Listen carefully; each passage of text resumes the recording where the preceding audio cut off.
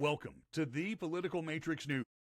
The Political Matrix News. We're doing this on Sunday, the 14th. If no one has said it yet, happy Bastille Day. That is when the oppressed of France stormed the Bastille and liberated France from the king. And Dr. Guillotine's invention got real busy real fast. Hey, Marie Antoinette, I got your cake right here. Okay, so it is the afternoon of Sunday the 14th. We're not quite 24 hours post-assassination attempt. The Associated Press. The Associated Press feeding at 5:27 Eastern Time now, like 7-8 minutes ago. Ready? Former President Donald Trump was the target of an apparent assassination attempt Saturday. It's right here in the lead copy, right? And then we go down to bullet points, okay? No joke intended. And let's see, the shooting is being investigated as an attempted assassination of the former president. There is no crime of attempted assassination, okay? That's just a hodgepodge of words. Attempted murder, well, it'll be murder and 3 counts of attempted murder. That's what it will be. And you just have to go ahead and work with that.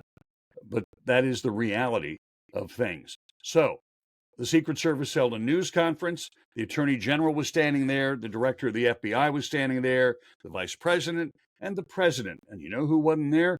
The head of the United States Secret Service and the Secretary of Homeland Security, who, guess what? I was happy with the Secret Service being in Treasury, but apparently they're in Homeland Security now, just so somebody else can step on them. So we're talking about the shooting, the alleged attempted assassination. This is the part that drove me crazy. I was the media. I was working at that level at CBS and Fox and ABC when I was a much younger, thinner, better-looking guy that had more hair. And yeah, beautiful hair now. For them, well, compared to Scott, yeah, but that's another story. That's why he has that's why he has all the baseball hats. So your rabbit mind. So my hair's just always messed up after work, so I leave my hat on. Then I go to work in. This is what I wear to work. And your social, it's Sunday. And it's Sunday. Yeah, you should have been lounging by the pool, but that's another story. I was lounging by my laptop, coming up with things to talk about on this show, because this is crucial, and we are live, so don't. Okay. But we're gonna edit out the part of the silence only, and that's all we're cutting out of these folks is just the silence while we're waiting for Rob to join us, because Rob's a crucial member of the team. I know nothing. So. Back to the reality. Donald Trump left his place at the golf course in New Jersey, got on Trump Force One, is, by the time we do this, in Milwaukee, ready for the convention. I believe, if I understood correctly, he will have other out and back rallies outside of Milwaukee during the course of the week. Melania put out a fabulous statement talking about the unity of America and how we are one nation, and that makes us exceptional. I thought it was a really well thought out piece. And before you say, "Hey, she's a bimbo," she does speak 7 languages. There's something to be said for that, and obviously has traveled the world.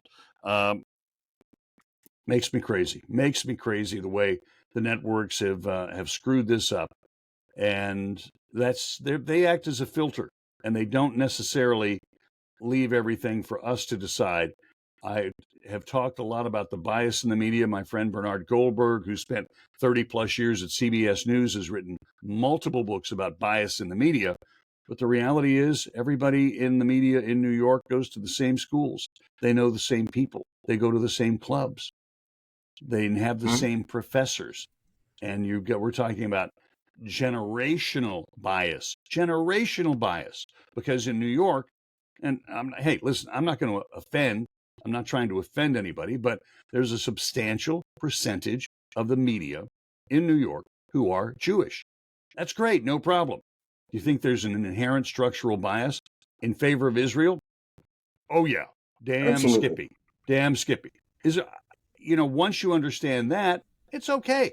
Hey, I'm all for Israel. You want to take care of Hamas? It's like scraping roadkill off the asphalt.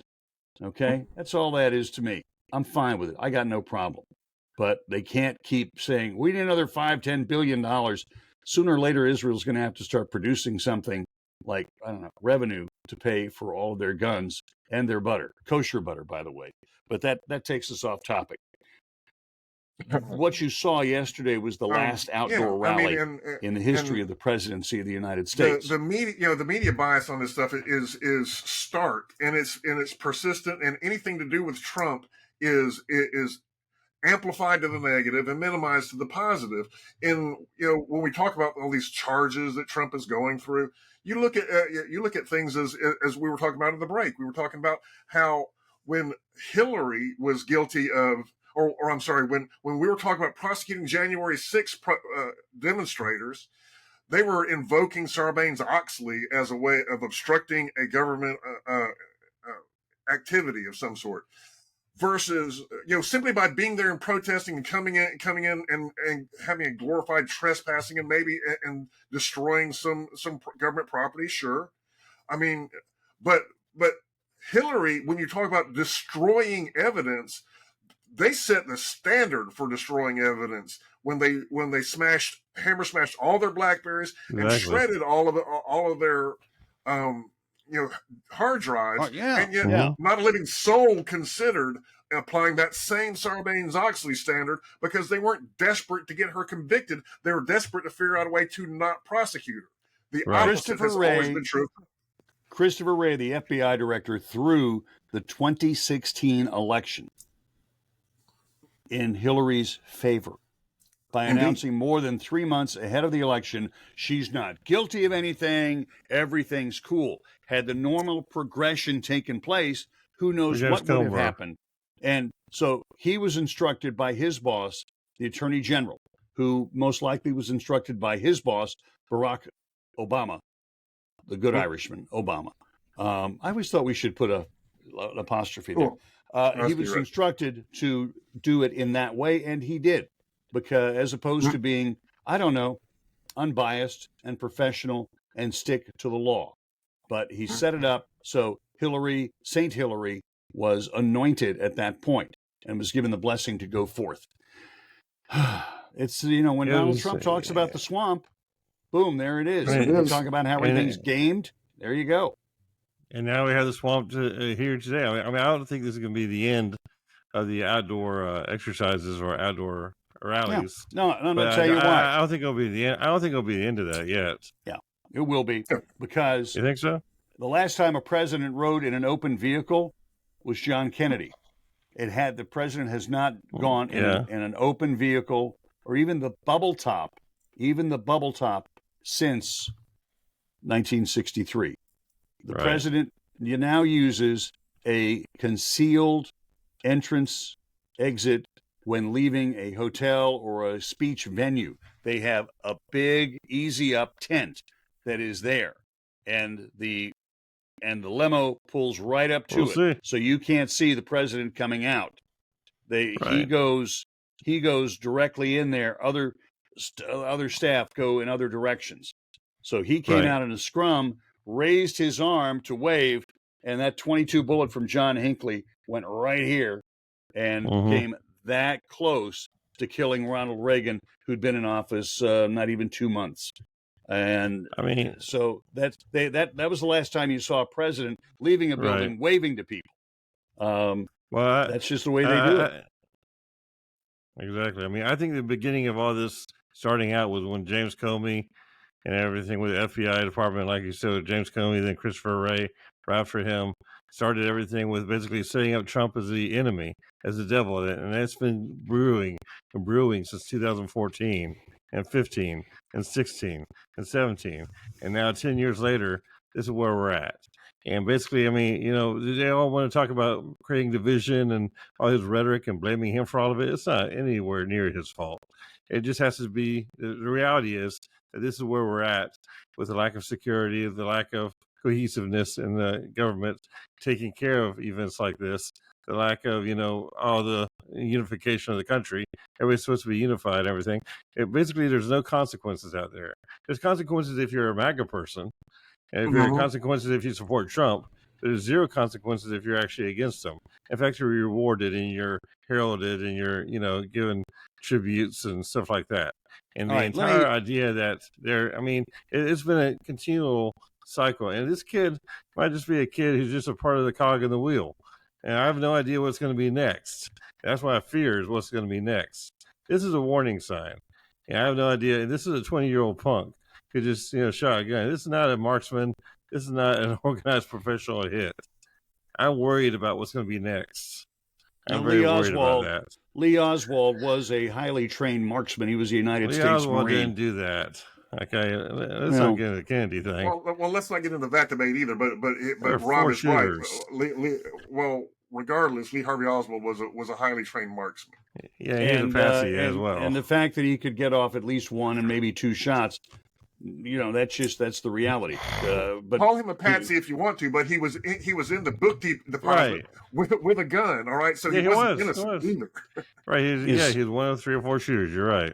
No, I'm not going to go. We'll do that in November for the anniversary of the Kennedy assassination. We'll do that. I would love to. Back to this chucklehead, this slappy, this jabroni. He was motivated by whatever. I'm sure he had the best intentions of solving U.S. political issues by getting rid of Trump. I'm sure that's what he was thinking. If I get rid of Trump, I'll be a hero. Yeah, exactly. Absolutely. And that wouldn't surprise me one bit. Whether he wrote about it, told somebody about it ahead of time, we'll find out sooner or later. Now, where do we go from here? Where we go from here is the Republican convention. It starts Monday the 15th through Thursday the 18th. Had to check my numbers there. And so we will be doing most likely pretty much daily episodes reacting to what happened. Huh? What? Basically, in 12 to 15 hours it starts. Well, great. I'm not going to get up that early the morning tomorrow, to watch him hit the cartoon-size hammer. The one they took from Who Framed Roger Rabbit. Boing. No, we have Jim Carrey in Mask. Yeah. It does say Acme on the side of it. Yeah, there you go.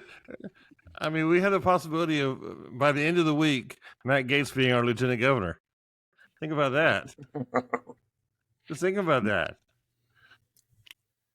If Rubio is the VP, whoa. What DeSantis are the rules is the governor? What are the rules of succession for the governor's office of Florida? The way it works is that DeSantis would become the senator. He would appoint himself senator for Rubio. Then Nunes, the lieutenant governor, becomes the governor, and she appoints the lieutenant governor. She does appoint. She appoints the lieutenant governor. Correct. If she becomes the governor, she does. Well, yeah, exactly. If she becomes the governor, because DeSantis is now Rubio's seat for the U.S. Senate, then she'll become the governor, and she'll most likely appoint wonderful Matt Gaetz. I hope that investigation keeps going on, because Matt Gaetz, by all accounts, when you take the bits and pieces, Matt Gaetz is an international sex trafficker. What? Yes. Underage girl, let's go to the Bahamas. Going to pay you for sex. Let's do drugs. What am I missing here? Those are components. Right. And to be clear, this is our opinion. He hasn't been convicted of anything. We just feel like that we ought to go ahead and have the court case to establish that. And look, me and Greg, especially in particular, get a lot of flack from our political consulting clients with people around Florida, with the political class around Florida, saying that we're not real Republicans. Well, our competitors are most of the ones saying all of this. It's not that we don't like virtually every talking point that Matt brings up. I'm hard pressed to disagree with a lot of the things that he says. My heartburn is not with his policies. It's that I know him personally. My family knows him personally, and he's not a good person, in my opinion. No. It has nothing to do with policy. This is directly him being a bad person who, in my opinion, has a track record of abusing his office.